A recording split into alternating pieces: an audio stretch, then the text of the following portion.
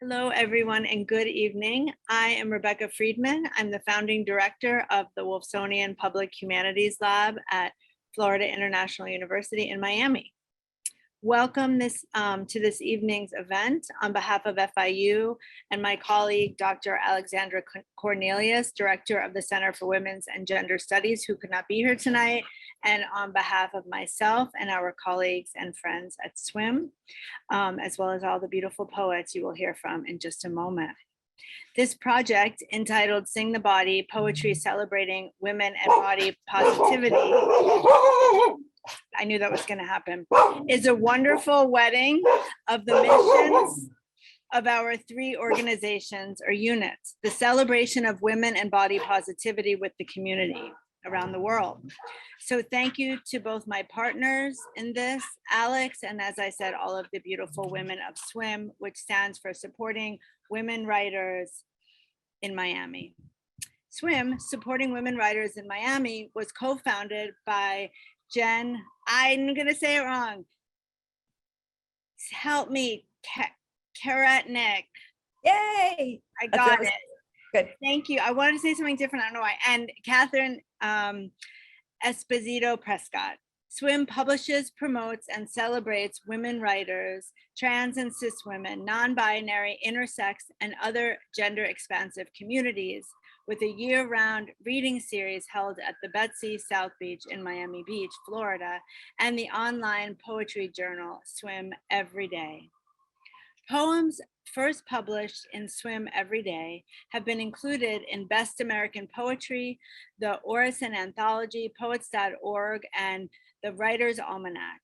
Others have appeared in Glass Poetry's Press's year-end reading list, been finalists for the Best of the Net, and garnered pushcart nominations from contributing editors.jbn. So I want to thank all of you for being here tonight. And I just want to say a few words about the project since I have the floor, and then I will be quiet for the rest of the night. Needless to say, we live in a society and in a world where narrow definitions of beauty persist, and social media multiplies that effect a gazillion-fold. The filters, the TikTok, the diet culture on steroids. Although this impacts all people, girls and women are particularly vulnerable across race, class, neighborhood, language, etc., albeit differently. This is why I'm so grateful to my colleague, friend, Catherine Prescott, and Jen for bringing this beautiful project to FIU. Poetry speaks, sings, expresses, and this project reminds us in no uncertain terms that women and all people have suffered from this kind of discrimination for far too long. Everybody deserves the chance to celebrate themselves. And finally, as my 15-year-old daughter puts it, quote, trying to fit into a size that isn't my own is essentially a chase to become someone I am not. Now, without any further ado, I bring you Sing the Body, Poetry Celebrating Women and Body Positivity. Thank you. To you, Catherine. Thank you so much, Rebecca, for that beautiful introduction. And thank you all for being here and joining us to celebrate and inaugurate, in a way, the Sing the Body Poetry Project. I want to thank FIU for getting behind this project and for believing in it, for giving us the funding and the intellectual support to reinforce how important it is and that it has a place in the world and a place within intellectual society. So we really do appreciate your support, Rebecca, and your colleagues' support, Dr. Alexandra Corneliu from the Center of Women and Gender Studies. Thank you so much for partnering with us. So Sing the Body is a project that went live in April, and my fellow editor, Carrie Dad's going to talk about it more in a moment. The poems were published throughout April, and then a select 10 were chosen to participate in this satellite project, a continuation of Sing the Body with FIU. These 10 poems will be printed on decals and then exhibited throughout Miami-Dade County and hopefully throughout the US and perhaps throughout the world. So we're going to put a preview link to the portfolio of poems here, which were designed by Mari, a good friend of SWWIM and a young designer here in Miami. So you can take a look at the link and get to know all of the poems. I want to thank, in addition, our editors and our team for working so hard to make this project a reality. I know Jen is here, Karetnik, Karidad, Moro Grunlier is here, and Alex is signing on hopefully soon. I know she's having some connectivity issues. And I want to thank also I just want to keep thanking everyone for everything, basically. So thank you to the poets who contributed to Sing the Body, who found a way to write about the body in a positive way. We're so used to negating the body, reducing the body, ignoring the body, but to actually celebrate the body was a much tougher call. And so thank you for answering that call and for doing so with such grace. Carrie, I feel like there's so much more to say, so I'm going to pass the baton over to you. Thank you, Catherine. Thank you, everyone, for having us. Thank you to FIU, and thank you to our poets, and thank you to everyone who has signed in today. Sing the Body was born in a dressing room. I teach high school seniors, and there was a specifically wrought time before homecoming where I was made privy to the angst that goes into finding the right outfit. And angst is an understatement of a word. And then I found myself in a dressing room myself, and I thought, oh, we're all still 17, I guess. And I thought, wouldn't it be nice if when we looked in these mirrors, there were messages telling us that we are just the way we should be, that we are beautiful, praising us. So when I brought that idea to SWWIM, to Jen and to Catherine, because we do everything by committee, they loved that idea. It started out as Mirror, Mirror. I think that was the name Jen had given it, because everything, the creative process, that's the beauty of it, that it's one little idea and then you bring it to your trusted cohort and it grows into something much more than you ever envisioned. And that's what happened with this project. So it went from that to our talking about what we wanted. And it was really actually difficult to find poems that were kind and positive to the body. And in seeing that, we realized just how necessary this project is. So we started thinking about, how would we put these poems up? And we came up with the decal idea, which we love. And we're going to do it guerrilla style. We're going to just plaster it all over Miami to begin. We all have trips coming up for the summer, and we're going to put it everywhere we go. And we're working on the particulars and the details, but because our vision is vast and our will is steadfast and we refuse to take no for an answer, I have every faith and belief that this will in fact go viral and go global, because everybody needs to sing the body. So now, with no further ado, I turn it over to my wonderful Jen Karetnik. Well, thank you, Carrie. As someone who has read every single poem that came in, I can attest to the fact that we do indeed have a hard time celebrating ourselves. A lot of the poems that came in were, in fact, the opposite of singing the body. They were mourning the body, which is something I think we all have a tendency to do, which in itself it's not that it's bad, it's just a different project. So the 10 poems that we have tonight are a wonderful, joyous celebration of all of the different things that we can do with the body in very many different ways. And that's exactly what we were looking for. And so I am delighted to introduce the poets one by one, who will read out their poems, and then another poem of their choosing, just so that you can get a little taste of their voice, or if they want to, somebody else's voice, it's up to them. And it doesn't have to be a poem about the body. But these are the poets that sort of rose above the cream, so to speak, the cream of the cream. And if you want to read the rest of the poems on the website, we did publish Sing the Body poems all the month of April. So there are more poems on the website in the archives, and we encourage you to go read them, because it was a joy to publish joyous poems all of April that celebrated women's bodies and made us feel good about ourselves. And these were the 10 that made us feel the best. So without further ado, I'm going to introduce Mary Buck, who will kick us off. And then after she's done, I will come back and kick us off to the next one. And we'll go in alphabetical order. So Mary, if you could start us off, we would be most grateful. Sure. Thank you so much, Jen. And thank you, Kat and Carrie. And thank you to everyone at FIU. The poem that I'm going to read is called My Body Writes Me a Sonnet. It's a formal sonnet, and it's the last poem in my collection, which will be forthcoming, hopefully, soon from someone. My body writes me a sonnet. Having coalesced around you, how I love you. You are the one I breathe through the night for. I take flesh in my mouth each day and chew it into something that serves you, something more than I can give you. I tried to teach you what I know, adopted child, about the past. The hunger and grief of the bodies that taught you to survive in snow you've never seen, to bare your teeth at anyone getting too close to your kids or your sweet, soft life. And all the times I endured your laxatives and relaxers, I knew that you did it to protect me, to make less of me to hate. Be sure that I love you, and of course, that I'll outlive you. And you haven't asked, but of course, I forgive you.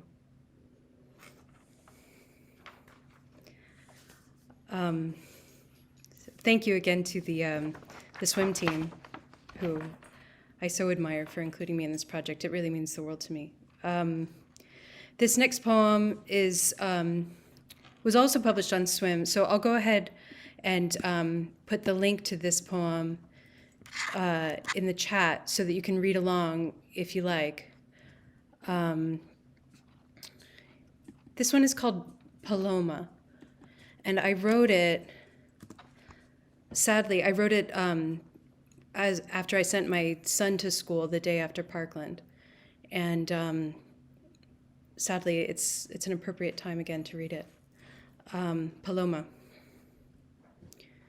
A little bitter, like eating a grapefruit with my grandfather, with his tiny, toothy knife designed specifically for the job. A father of daughters, he'd learned how to eat without wincing. He knew how to leave for work or whatever, to leave the girls at home. The boys catch sharks and barracuda in a boat roaring back at the ocean, cracking against its rigid hull. This city was built to defy the weather. It was pulled from the sea by boat builders in exile, people raised with the knowledge that pigeon and dove are two shades of the same bird. Between my dreams, I tried to remember the name for a lookout. Nest came back to me first, then crow. I blessed my boy with the flesh of a sour fruit, with salt, with the sign of the cross. The school has hired a guard with a gun, but still, I fed my boy my body for so long. Thank you.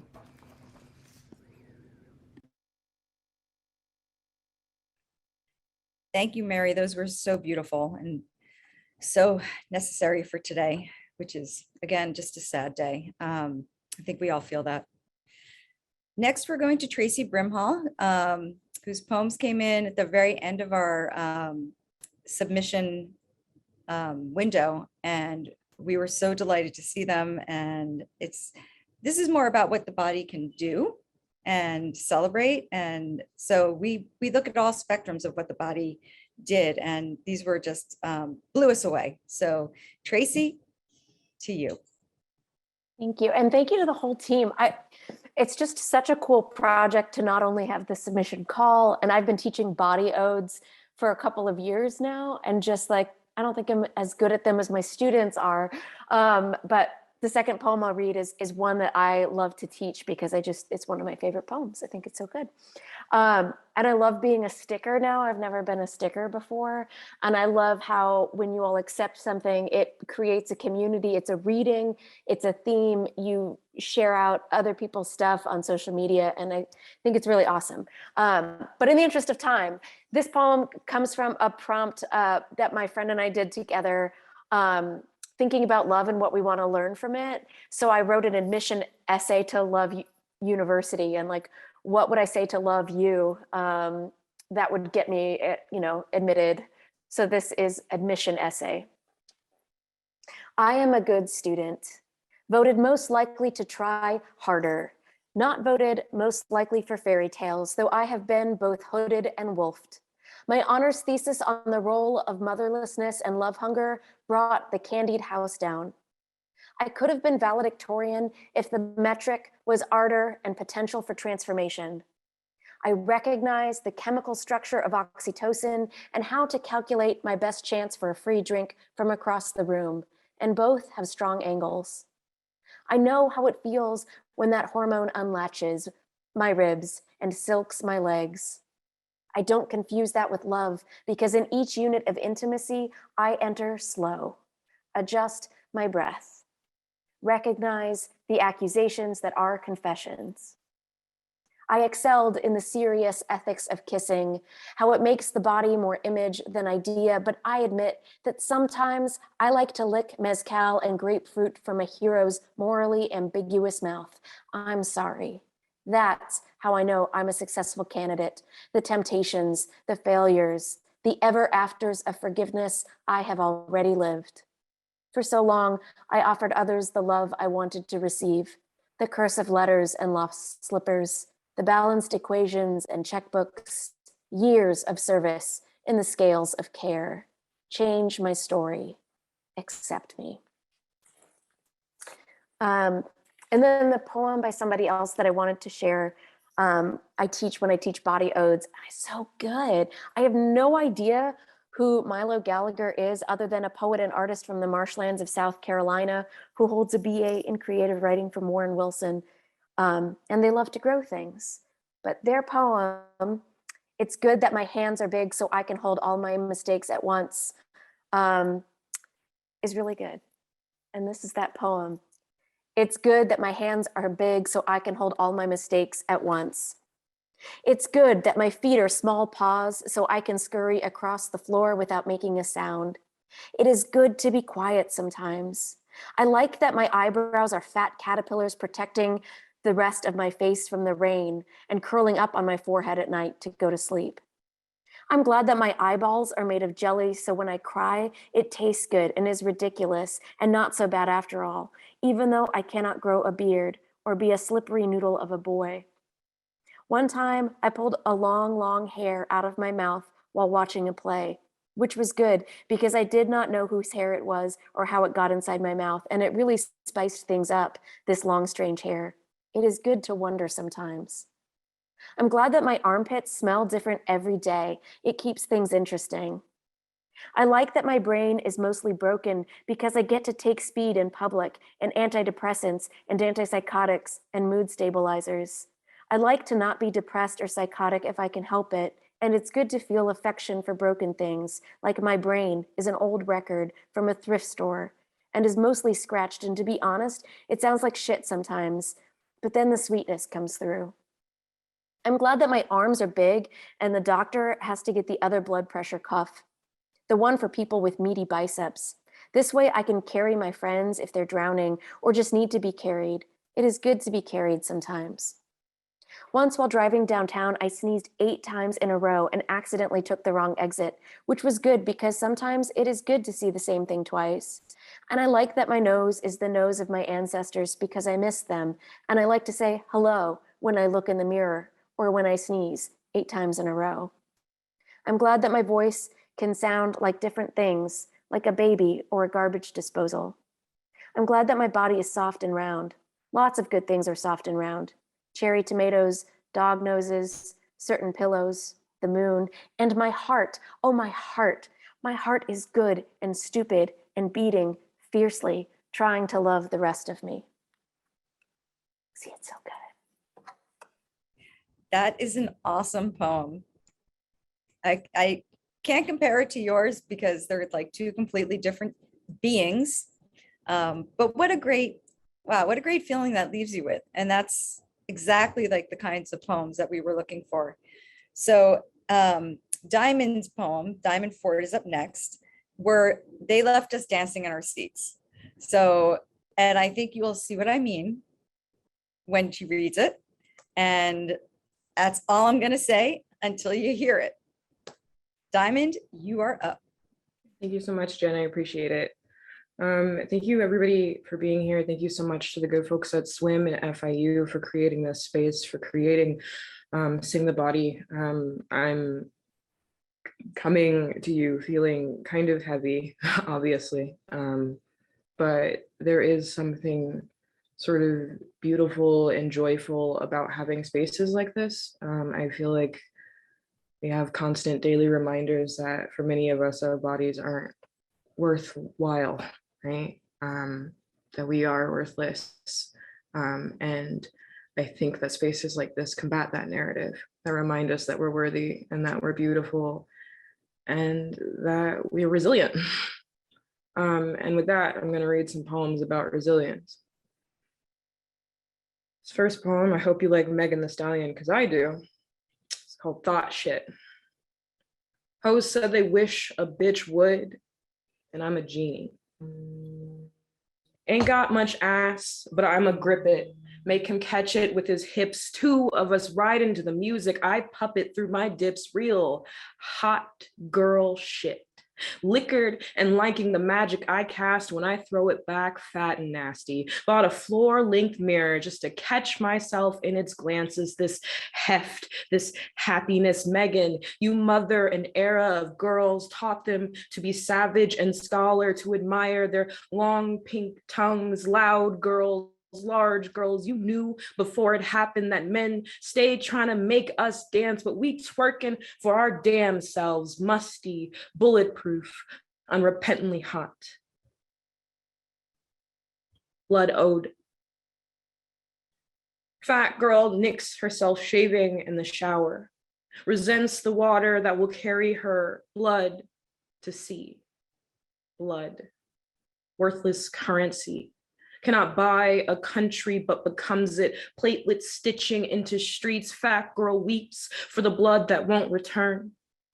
How many mothers have tried such a homecoming? Sons and daughters inking the tarry streets. Fat girl becomes a mother through her looking, has seen too many children mangled by a sense of justice. She carries somebody's child in the craters their death create inside her. If she could just reach deep enough, if she could piecemeal her own plump, how many layers would it take to make a bulletproof lung? Fat girl mourns the blood muling a persistent path through the drain pipes. If blood must be taken, let there be coral glittering like gemstones at their feet, dolphins pitching foam in arcs out from the sea. Let there be air enough. Fat girl could be a mother, fretting the impossible journey of her blood.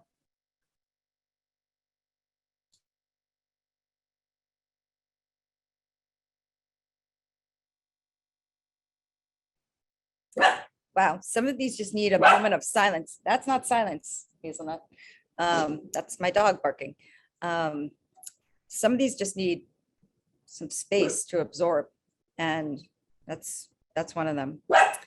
Our next reader, Jennifer Greenberg, her poem honestly brought me back to puberty, and I think you will see what I mean. Like Hazelnut. Every woman goes through this. Every single woman goes through this. When are your boobs going to grow? And it is just a question that whether you, well, you'll see.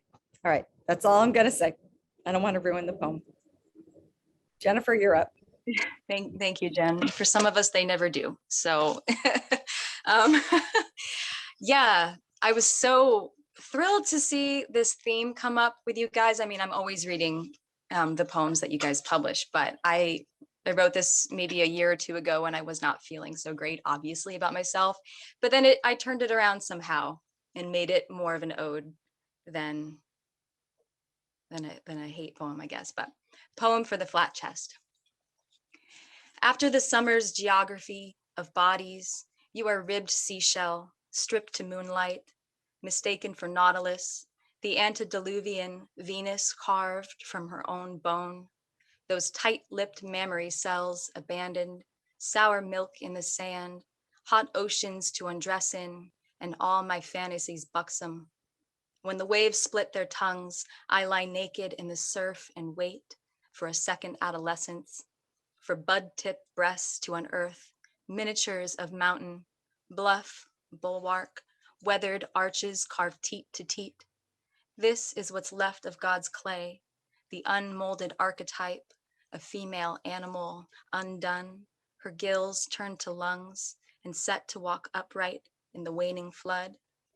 Those who see you will say prairie, but you are hearth. They say empty, but I say flower, all petal, pistil, stem of you bursting for touch. Whew. All right, I will do one more that I think you guys helped me discover that I have a theme of the body that I wasn't even aware of. Can you please give me 1 second? Thank you. I will go ahead and read you Flying. Until he touched me, I thought my feet should behave like hands, to serve like cups, dutiful as roots. And when he did, they made new gestures, raised the balls, arched their backs, flayed the toes away so that each one had its own neck, own mind, a well-lit face. They got busy flying, visited my shoulders, my nose. The ears too found themselves blown away with wind. Blood came traveling with them, made them fit and rich as livers.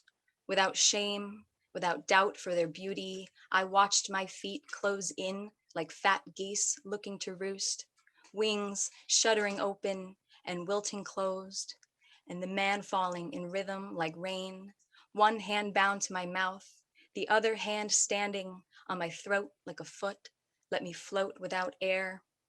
We laid on the flat tar roof in November, splayed like cadavers, knotted together like two halves of a pit hoping to fuse.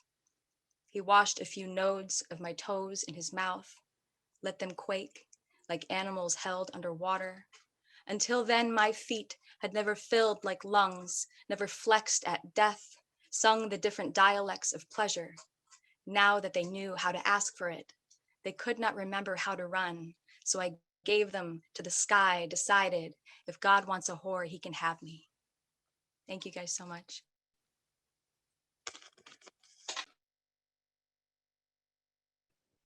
Wow, that last line. Whew. So that's an interesting lead into our next poem and poet, which is really a celebration of the body in another way. Micah Marie Johnson sent us a couple of poems. We couldn't really decide between the two of them, but we had to take one, and you will hear it and see what I mean. Micah, you're up.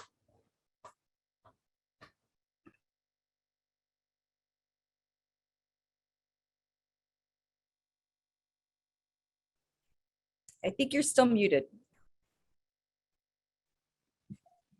Thank you. Thank you so much for having me. I'm really excited to be a part of this project. So thank you everyone who's here today for the reading, and I'll start my first poem. The poem's called With the Lights On. My figure is a constellation. Bright sparks shining when I open. I am the map and the destination, rippled in soft-bellied laughter. I'm a five-pointed star, ready to be gazed upon, breath buoyant and strong. My form takes up space. The expanse holds me all night long. I feel for the void and flatter. Each mark on my body, a galaxy. My freckles are love poems to be read. I'm kept in orbit to be worshipped. Rounded edges and subtle rubbing thighs. So I say a prayer in the mirror, then my body becomes the light. Thank you.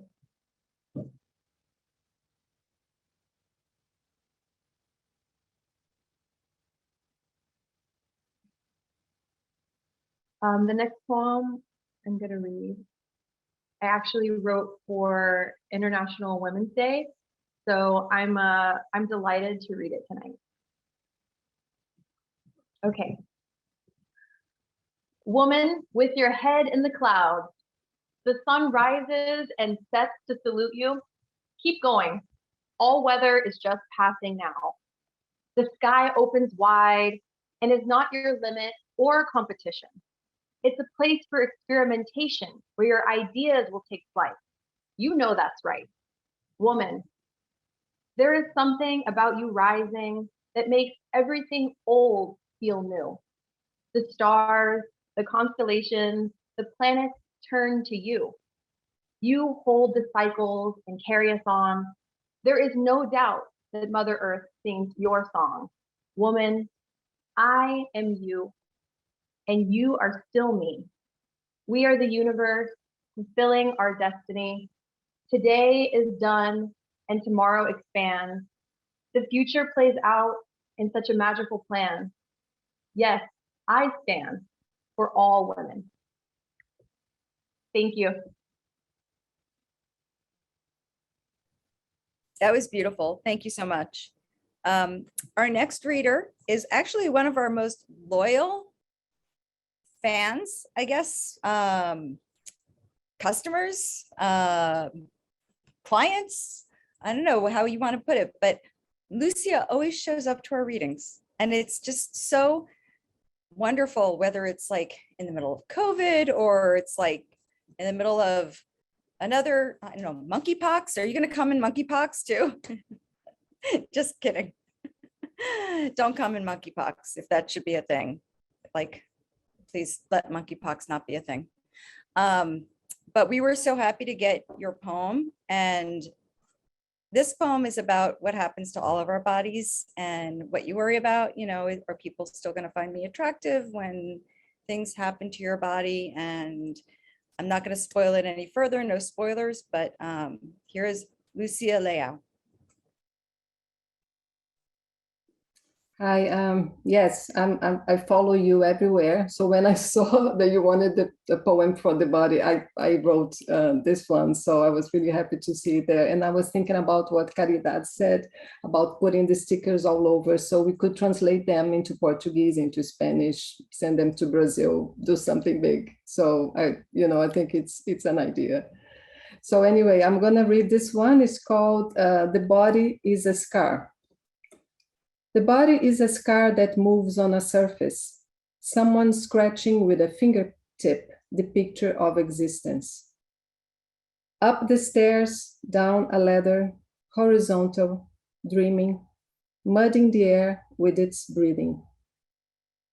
A tunnel of insides no one sees, but feel there is a texture of dance, traits that attempt the borders.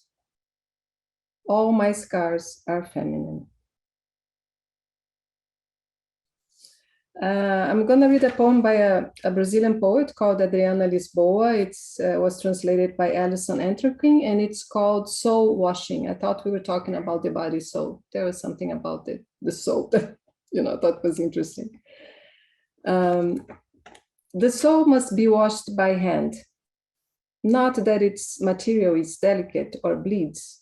On the contrary, the soul is hard-wearing, and the only way to get it clean is by hand washing it.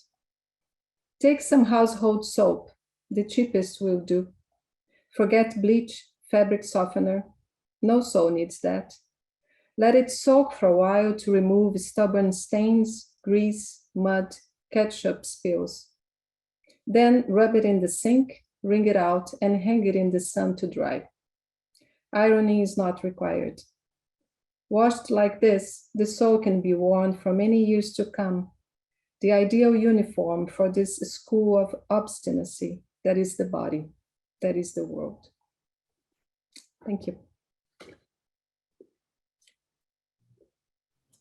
You all are choosing such great other poems to read. It's amazing, whether they're your own or others. It all fits the theme so nicely, so thank you.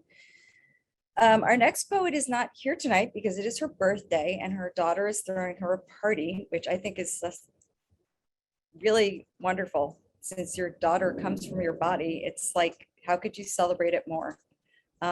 So instead of Mia Leonin being here to read her poem, which is really such a beautiful piece, Carrie is going to read it for us, which I can't think of anything more appropriate since Carrie is one of our editors. And Carrie, take it away. That and Mia says I harassed her for this poem. So here's a shout out to harassing the poet. Every once in a while they need that, right? Tree of Knowledge by Mia Leonin. My maker unfastened the branch from heaven's hinge, and with that branch she pried open the three-poisoned God in me. And from that God she shook out the three-cornered sack of culpability in me. And from that sack she produced a three-pronged compass that unmoored the navigator in me. And from that navigator my maker ungendered the tri-phallus triple-breasted woman in me. And from that woman, my maker stippled a three-corner quilt of kindness in me. And that quilt comforted the three-chimed loneliness in me.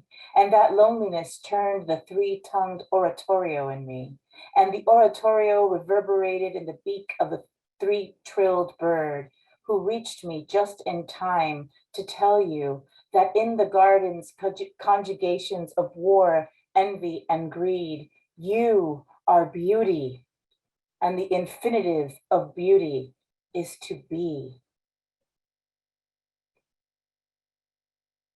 Thank you, Mia. That was a beautiful reading. And Carrie, I wish you would harass me a little bit, just a little. Don't tempt me. Don't tempt me. Okay, I take it back because I know you will. Mia and I got our MFAs together, so I've known Mia a long time, and she just, when we ask her for something, she always produces. She's been a really good friend for SWWIM, as have you all. I mean, once you're part of SWWIM, you're a part of SWWIM forever, ever. Just like FIU, you know, you get claimed. You get claimed. So Melissa, who knows this because she came to read for SWWIM, and we said, can you write a poem for Sing the Body? And 2 seconds later, she handed us a sheet of paper and she was like, here you go. She goes, can I have some more time to revise it? And we're like, maybe a little, but essentially she gave us the poem like 2 seconds later, and here it is. Thank you. Yeah, actually, that was such a wonderful thing to have the inspiration of all of you around me when I was writing this poem. So I'm really grateful for the inspiration and all the things that you do for women in poetry. So when I wrote this poem, I was really thinking about the hard work that it is to keep loving ourselves as we are in the moment, not as we wish we were or how we used to be that we think we'll get back to, or how society or media tells us we should be. So that's kind of what this is about. It's called Pinot Grigio as a concept. Pinot Grigio is a concept that my body is a collection of rivers that think they are bones. I love my blood the way I love pink cherry soda, the way I would nibble on my own earlobes and call it good breeding. According to Eduardo Galeano, the church says the body is a sin. Science says it is a machine, and advertising has tried to make it into a business. But the body says, I am a fiesta. That's why both my elbows think they are wishbones, and all my knuckles have decided to be opals, increasingly iridescent with every change of angle. That's why every glass of Pinot Grigio I drink is a toast to the diamonds and your and mine and Maya Angelou's thighs. Big, small, and all the in-betweens are perfect to me. Even when what I see in the mirror makes me want to cry, I remember the glory of the aqueducts that would deliver those waters from the vast countryside of my insecurity out to the glamorous cities of my cheeks. And suddenly my body is an event to be marked by festivities, the best year yet of an award-winning vineyard, a half-century-long firework display, a pilgrimage, a parade. Excuse me, I was trying not to cough through the entire thing. Okay. So the next one is called Huge Like King Kong, Like Godzilla, Like Gulliver in the Land of Lilliput. And I just want to say before I read it that I was that girl who by second grade was like a foot taller than everyone else. And I remember just being in school, sitting in my chair with my feet up and my knees up and my chin on my knees, just thinking like, why are my knees so big? Why am I so big? And so this poem is to celebrate being big, even though as women, we're often led that we're supposed to be small and quiet. So huge like King Kong, like Godzilla, like Gulliver in the land of Lilliput, like Zsa Zsa Gabor's fingernails, like Julia Roberts' smile. So huge, I don't have to waste any more energy growing and can spend all my time admiring myself in internet searches and Chateau Souvenir mirrors. When I walk through town, no one can believe how big I am. My feet would crush them if they didn't get out of the way. And my hands, they are so big, you would think they were tree branches, except my fingers don't sway in the wind. When I go into a restaurant, the manager has to saw off the roof just so I can fit inside. I wear a convertible Mercedes for a hat. I wear chandeliers as bangles. When I wash my face, I use an entire lake.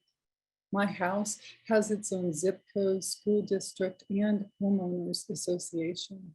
My cats manage their own salmon canning factory. The world is their litter box. The world is my diorama of a world. If you wonder why I'm writing, it's just to say a big thank you to everyone who nominated me for the award and to show you how deserving I am. If selected, I will make you proud. I will pull down the sky and give it to you as a scarf. I will give you an entire meadow for your yoga mat and morning stretches. I will turn your debt into diamonds, your pet's dung into dungarees. So remember, my darling, my infinitely sensible, my deliciously judicious friends, when you've got that ballot in your hand, do yourself a favor, make yourself bigger, vote for me. Thank you. Melissa's poems always make me laugh. That's why you were laughing when you introduced me. No matter how bad the day is, you know, you can always find something to laugh at. So, and that's like, I don't know, maybe that was one of our goals, is to like not take ourselves so seriously, right? Olivia Torres is not here, but our other editor, Alex, is going to read her poem. And Alex, you may not know this, but Alex lives in El Salvador. So we are an actually international organization. So Alex, you are up. Hi, everybody. Well, speaking about different themes and different feelings that these poems bring to the table, definitely this poem about mortality and bodies that are there and suddenly not there anymore was very resonant for me in particular, and so it's an honor to read it. Marigold, Mom, by Olivia Torres. Marigolds wither and wilt, just like my mother's hand. Entropy, the moon disrobes to die, and my mother slams shut, pinches her flesh, both sides, oppresses the top of her wrist, resists the whole of mortality, and glares as if to say, can't you just get along? I want to pluck what she hates and tell her, they do, Mom. Look at them bow, conglomerate, kneeling because you said so. When children glue marigolds into books, they're taught to force the living into things that can't die. Trace paper-thin graves which marigolds float against. The older kids know this. We don't have an art class for burials, for pressing our dead into caskets. Say amen. You will never be a marigold eradicated for growing old. This isn't Children of the Corn, and I never liked my art class. I'll let you go because I have to. Find you in the moon like the ancients. They knew the worth of a spirit disengaged from its skin. The thing inside we pretend isn't there.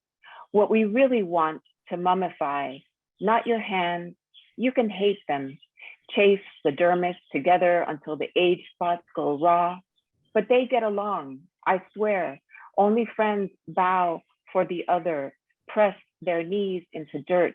Dame Hood, frond temples to Gaia, all of them, tree roots, which know more than us, coiled in prayer around a marigold.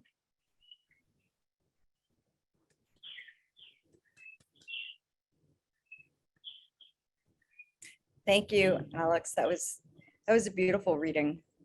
I love marigolds because they keep the bugs away.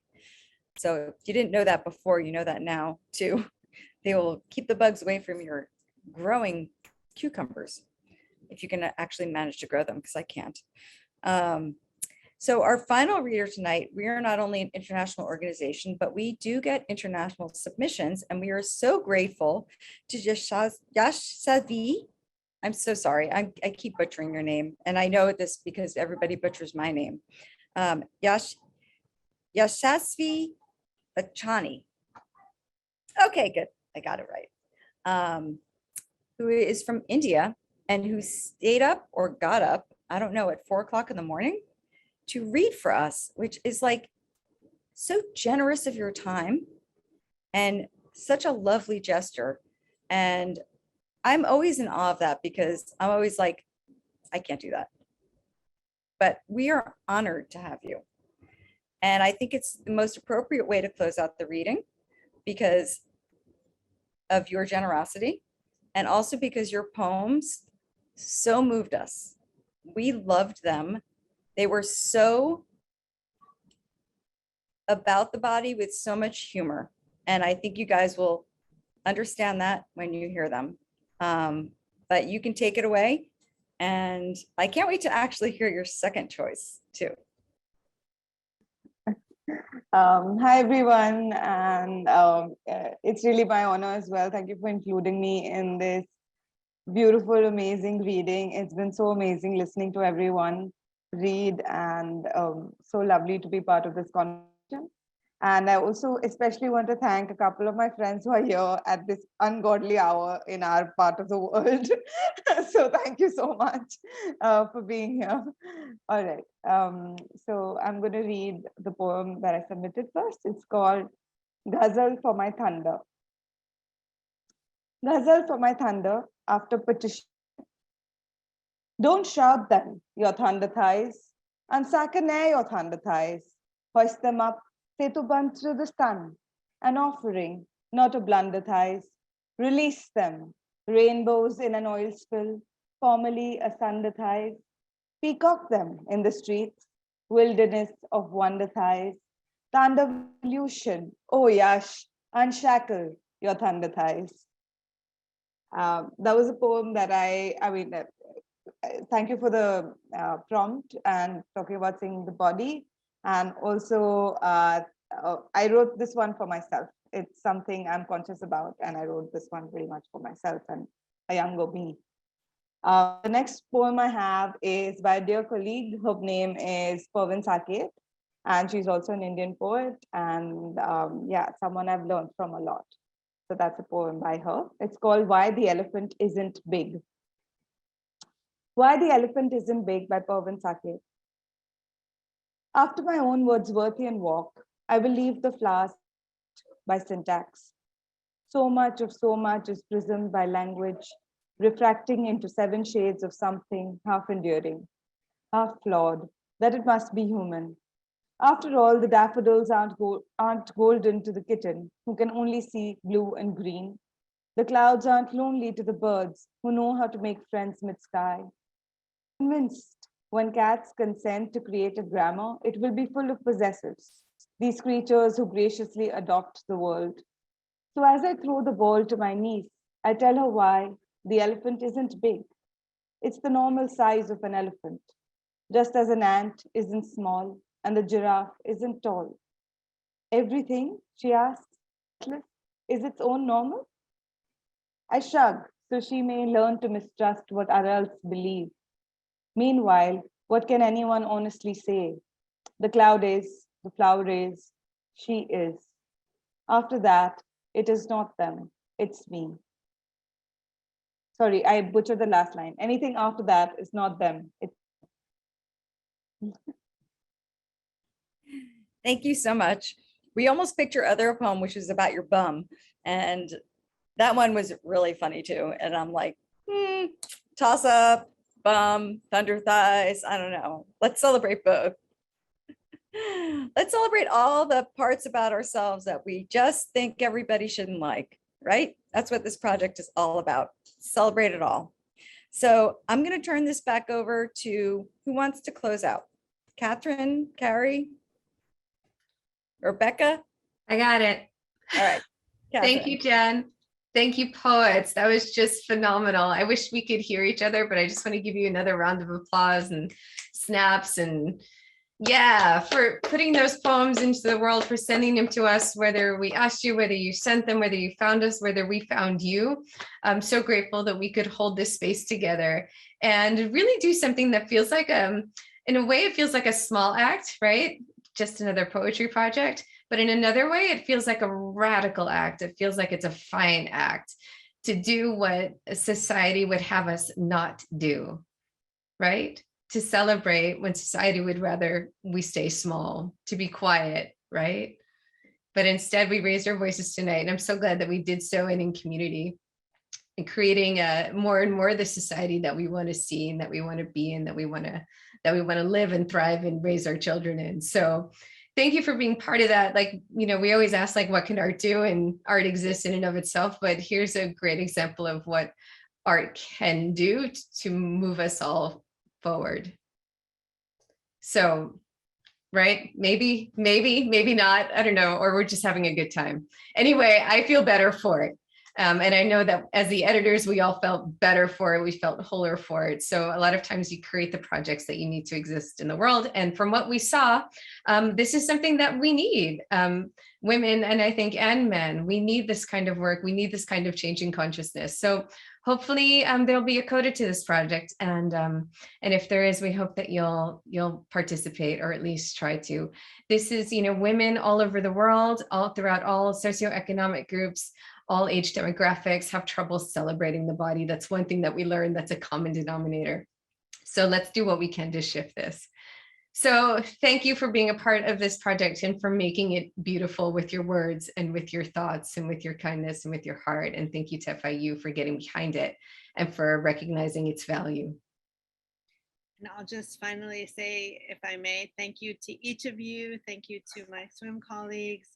I agree with you, Catherine. Art creates community. Art it can be and should be, I think in this instance, is a political act, one we need to act, and this is a way in which we can act. So I so appreciate each of you and thank you for sharing your time, and we'll let you know, I suppose, about when we finally have they're not stickers, but they're like stickers. I'm forgetting the word. Decals, they peel off. Decals. So the decals, so we get to go all over town and stick them everywhere, and maybe, as you said, all over the world. I love it. I love it. So thank you all. And have a wonderful night. Thank you.